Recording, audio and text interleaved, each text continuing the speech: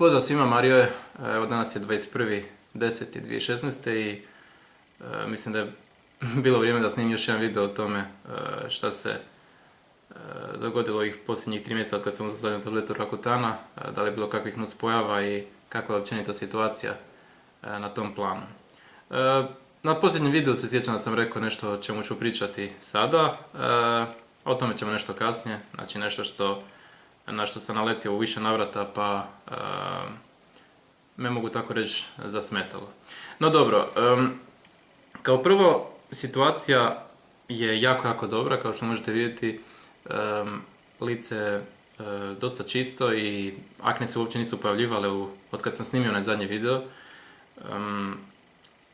Sa psihičkog stajališta sve u redu i bome i sa fizičkog nisam imao nikakvih problema.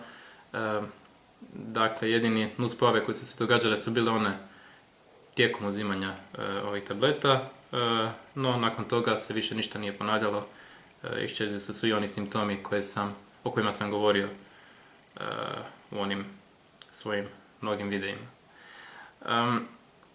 Ajmo mi najprije zoomirati situaciju, pa ćemo onda spomenuti nešto o ostalim stvarima. Evo, dakle, lijeva strana, samo malo da namjestim, danas je dosta kišan dan, pa da će se dobro vidjeti, evo mislim da se bolje vidi. Znači, lijeva strana, osim ovih ožiljaka, kao što vidite, nema akni, pogotovo mi je drago što nema onih cističnih, koji su dosta, mogli bi tako reći, riskantne. Desna strana isto jako dobro. Nema, kao što sam rekao, ništa posebno za spomenuti. Nos je ok, brada ok i čelo je sasvim dobro. Da, zaboravio sam spomenuti da je prošlo godina i 4 dana od kad sam uzeo prvu tabletu. Možete vidjeti za sve one koji su prvi put na ovom kanalu, mogu vidjeti akne Rakutan Tian Yan, dakle i usporediti situaciju na početku i eto sada zaista je jedna, mogli bi tako reći, velika razlika. Ono o čemu sam htio pričati i što sam rekao da ću spomenuti u sljedećem videu je nešto na što sam naišao na internetu, a to je da ljudi često pričaju o tome kako se riješiti akni preko noći i ono zbog čega bih posebno htio osvrnuti na tu temu je to da je to jednostavno nemoguće i da me na neki način živcira to što ljudima ulijeva lažnu nadu i što na neki način zavarava ljude. Svi oni koji se bore s aknama ili su se borili znaju da jednostavno to ne može nestati preko noći.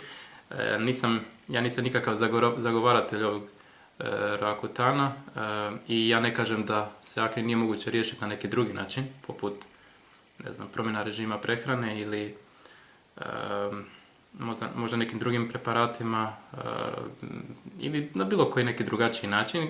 U mom slučaju to nije upalilo, pa sam se zato odlučio na Rakutan, no to ne znači da nekome drugome ne može to isto pomoći. Ono što jedino želim reći je da me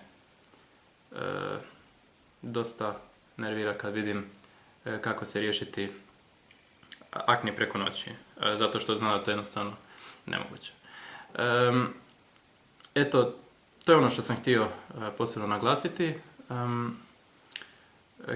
Htio bi samo reći, jer sad vidim da je već 10. mjesec, vidim da ljudi već, odnosno studenti, učenici već počinju ići u školu, na faks i tako dalje i primijetio sam u nekoliko navrata dosta tih vrlo dobro poznatih slučajeva akni i znam da sad počinju zapravo sad neki period početka uzimanja Rakutana, tako da svi oni koji nalete na ovaj video i koji se odluče na bilo kakav potez u vezi rješavanja ovog problema, mogu slobodno postaviti kakvo pitanje ili bilo što ih zanima, a ja ću se potruditi da da odgovorim i da pomognem koliko mogu. Eto, to je bilo to i pratit ću malo događanja po internetu i u buduće što se sjetim vezano za akne, pa ćemo se čuti. Eto, to je bilo to i ja vas pozdravljam na neke druge prilike. Bok.